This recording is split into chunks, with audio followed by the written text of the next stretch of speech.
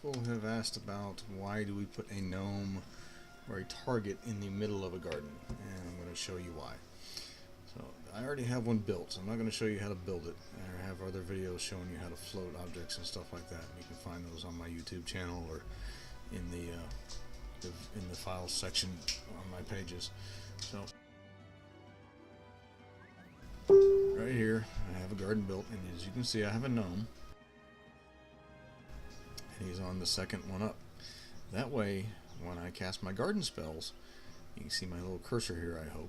I put my cursor on the gnome, and that makes the spell jump off of the ground and onto the gnome. It's the target, and that's actually what I'm casting the spell on. You can't cast a spell on the plants, and you can't cast it on the plot, so you have to find something other than that to cast it on. Some people use a flagpole, which, as you can see in the case of this garden, my bottom row of plots is on the ground, so you can't really set a flagpole on a plot unless you glitch it in, which is kind of difficult. The gnome was easy, and the gnome is actually a like for the plants, so it's double purpose. It's my target and it's a like. It takes care of both. So I'm going to show you. I'm going to go ahead and plant this garden, and I'm going to show you how the spells work.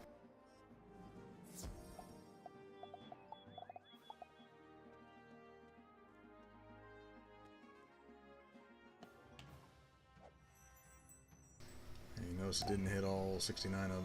You gotta leave something to target when you use that spell, of course. So one second.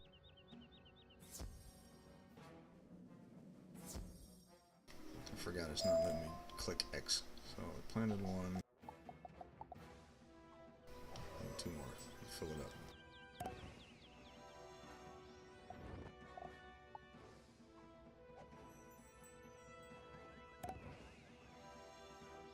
Alright, so I got all my seeds. So say if I'm going to use, I'm going to have to do one that shows the effects. So this is prevents rake 1 for 48 hours. If I cast it on the ground, like you would normally do just down here, it only goes, these were done with ice cream crates, it only goes about a crate and a half up. So if you cast on the ground, it's only going to catch the first row and the second row, it's not going to catch the third row. See, this has pungent bug spray on it.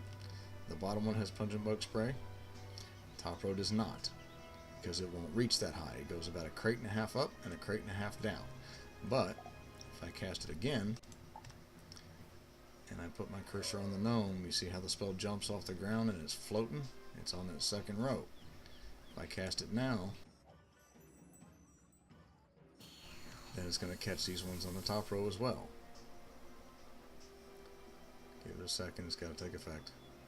See, there you go. Now you got your protection on your top row, your middle row, and your bottom row. You can use the gnome, you can use one of these flagpoles.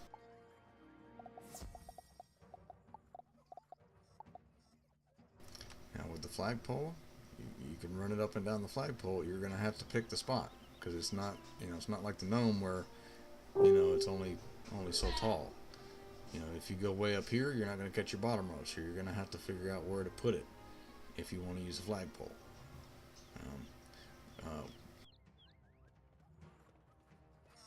If you're going to use a flagpole, I would do it like this garden. This is actually a crate off the ground, so it's actually it's 1, 2, 3 crates high, where the other one's 2 crates high, one on the ground, one on the first row crates, one on the second row crates.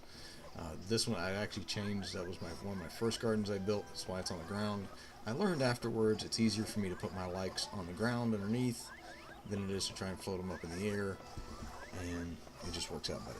And as you can see, I've got a gnome in the middle of this one too.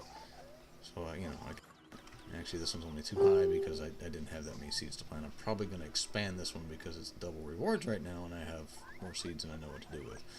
But hopefully that helps you guys with your question on why we put a target in the middle and why your spells aren't hitting the ones on top if you're just casting them on the ground. So, alright guys, have a good night. Bye.